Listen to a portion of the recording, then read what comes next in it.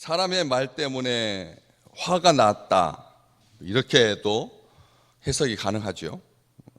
어떤 사람들은, 유대인들은 보라 그를 얼마나 사랑하셨는가 이렇게 말하고, 그중 또 어떤 사람은 한 사람, 어떤 이들도 아니고, 대부분의 유대인들은 예수님께서 나사로를 사랑하셨다라고 하는 것을 아는데, 꼭 한 명이 맹인의 눈을 뜨게 하면서도 친구를 죽지 않게 할 수 없었더냐, 맹인의 눈을 뜨게 하는 그런 기적적인 일들을 행하고 죽지 않게 할 수 없었더냐. 기적의 이 최종점은 죽지 않게 하는 것이 진짜 기적 아니냐. 맹인이 눈을 뜨게 하는 것도 굉장한 기적이지만, 그게 그리스도라고 하는 사인이지만, 이왕이면 기적 중에 기적인 사람을 죽지 않게 하는 것, 참 말로 사람을 괴롭힐 수 있다라고 하는 것이 무엇인지를 잘 보여주는 거죠. 이런 사람들의 반응 앞에 우리 같으면 굉장히 감정적으로 격해질 겁니다.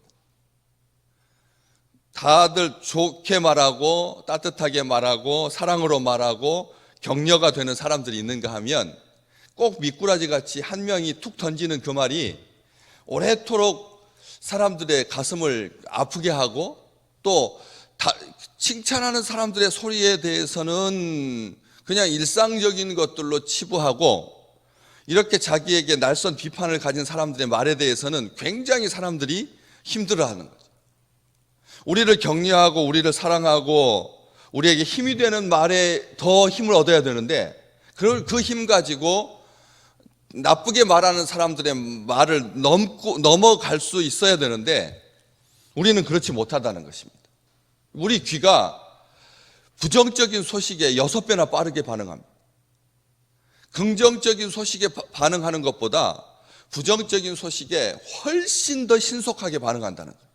그것도 가짜 뉴스인 줄 알면서도 우리는 그것에 대해서 신기해하고 놀라는 거예요. 가짜 뉴스, 그러니까 일상적인 것들에 대해서는 사람들이 놀라지 않는데, 가짜에 대해서는 굉장히 사람들이 놀라하고 신기해한다는 것입니다. 여러분, 우리의 삶 속에서 일상적인 것들은 우리에게 영향을 못 미치는 것처럼 느껴집니다. 그런데 딱 하나, 압정의 그 바늘 같은 것에 발을 찔리면 사람들은 너무너무 아파합니다. 너무 괴로워하고. 우리는 통화를 같이 들을 수 있게 하는 기능이, 스피커폰을 통해서 듣게 하는 아주 유익한 기능이 있습니다. 그런데 그 기능 잘못 틀어놨다가는 내 옆에 있는 사람한테 아주 치명적인 말을 둘이 주고받을 수가 있게 되는 거예요. 조심하셔야 되는 것입니다. 사실은 다른 것 때문에 상처받는 것이 아니라, 이렇게 같이 하는 속에서 그 사람에 대해서 나쁘게 말하는 것이 다 들리는 거지. 아무것도 아닌 것 같은데, 여러분, 그 기생충이라고 하는 영화, 정말 귀한 작품 아닙니까? 거기에서 두 부부가 나누는 이야기가 이 사람들의 이 가정에 대해서 아주 헐뜯는 말은 아닙니다. 이상한 냄새가 난다는 거죠. 그 가족에게서 반지하 냄새라고 말하지 않습니다. 또 못 가진 자라고 말하지 않습니다. 그냥 지하철 냄새 같은 게 난다는 거예요. 이 두 부부는 자가용만 타고 다니기 때문에 지하철을 잘 탈 기회가 없으니까 딱 그 냄새를 아는 겁니다. 여러분, 그 눅눅한 반지하의 냄새를 아는 겁니다. 그 말이 얼마나 사람들을 비참하게 만드는지. 우리가 나이가 들수록 더 조심해야 되고, 그리고 또 어떻게 처신을 해야 됩니까? 이 감정이 사람들을 얼마나 괴롭힐 수가 있는지, 그 작은 말 한마디의 실수가 사람의 인격을 다 무너뜨리는 거예요. 오래 참음도 무너지고, 또 인내도 무너지고, 열정도 무너지고, 다 아프게 만드는. 우리 주님 앞에서 이 앞에 33절에도 심령의 비통히 여기시고 불쌍히 여기셨다 이렇게 말하고 있고, 또 38절에 그것을 한 번 더 강조하는데 이번에는 다시라고 하는 말을 붙여서 속으로 비통히 여기셨다 이렇게 기록되어 있습니다. 사람들의 반응을 보고 비통히 여기셨다라고 하는 말을 잘못 또 오해를 하면 그렇게 치고 나오고 있는 그 사람 때문에, 한 명 때문에 우리 주님께서 굉장히 분하셨나 보다 이렇게 일반화시키기 쉽습니다.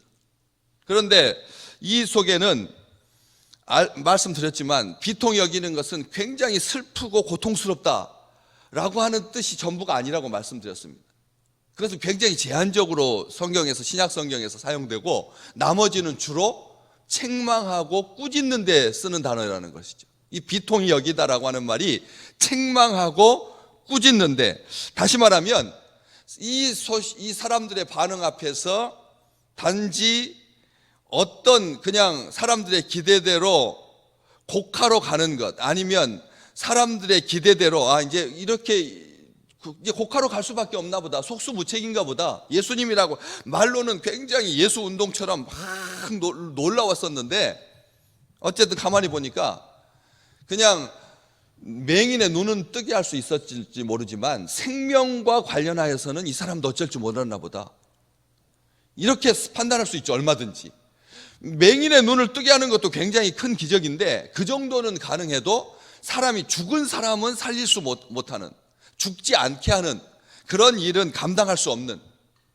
그냥 사람에 불과한, 신은 아닌, 하나님의 아들은 아닌, 좀 영적으로 굉장히 각성된 그런 존재 정도로 이해하고 이제 어쩔 수 없이 곡하러 가나보다라고 한 사람들의 기대대로 행하지 아니하고 단순한 슬픔과 비참한 고통을 느끼면서 막 어쩔 줄 몰라 하는 사람들의 반응 앞에서 속으로만 억울해하지 어떻게 조치하지 못하는 이런 정도로 이해하기 쉽다는 거죠. 그렇지만 아니라는 거죠. 화가 치밀어 오르는, 분노를 억누르지 못하는, 불같은 진노로 경노하는, 이글이글 속에서부터 막 타오르는, 사그라들지 않는 하나님의 노여움. 우리 하나님의 노여움은 어디를 향합니까? 우리 하나님의 노여움은 아주 미약한 자들을 향하여서 그 노여움을 포기할 정도까지 온전하십니다.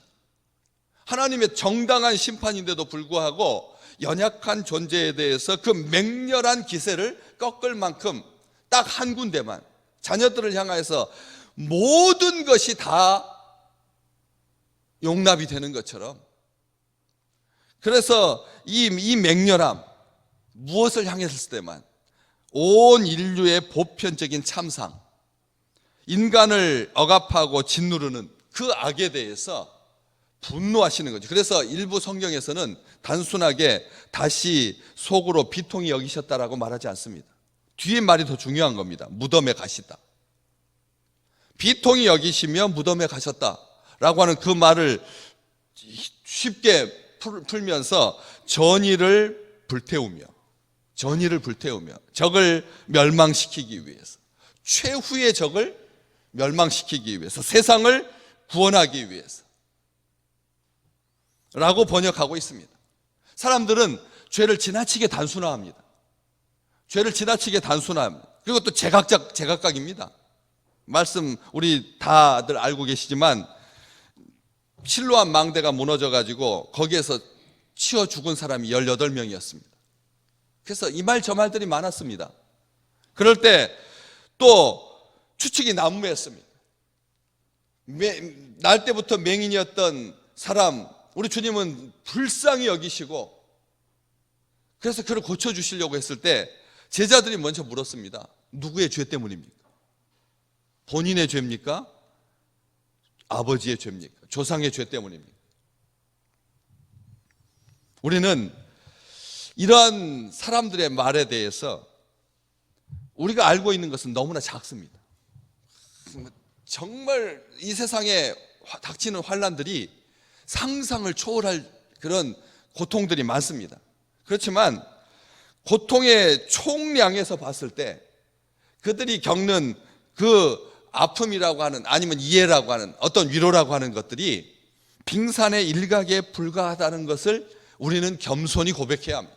우리 주님께서 느끼시는 그 고통과 비교해 봤을 때 인류가 다 같이 모아서 그 사건에 대해서, 그 일에 대해서 느끼는 고난하고 비교해 보면 여러분 아무것도 아닌 거죠. 우리 주님께서 느끼셨던 그 처절한, 도대체가 하나님의 형상을 닮아서 하나님의 형상으로 지어서 악을 이기고 온전한 생명과 영생의 기쁨으로 충만해야 되는데 하루조차, 1시간조차, 1분조차도 그 평정심과 그 평강함을 누리지 못하는 우리 불쌍한 인생들에 대해서 우리 주님께서 느끼시는 분노만 하겠습니까? 오늘 또 우리 주님께서 이 세상 진정으로 고난을 다스리시는, 온전하게 주도하고 계시는 하나님의 역사가, 우리 주님의 역사가 우리 나라와 우리 민족과 우리 성도들에게 오늘 또 충만하시기를 주의 이름으로 축복합니다. 우리가 기억하셔야 됩니다. 마음이 상한 자를 가까이 하시는, 마음이 상한 자를 가까이 하시는 우리 주님의 그 은혜가 이 세상 사람들이 저마다 이 말 저 말 하지만 그래봤자 얼마나 사랑하시는지, 맹인은 고치지만 죽지는 못하게 하는 이런 사람들의 아전인수격인 그런 해석에 우리 주님께서 그냥 있지 아니하시고 진정 사탄의 실체, 사악한 겁니다. 우리로 하여금 기회만 있으면 거기 뒤로 숨으려고 합니다.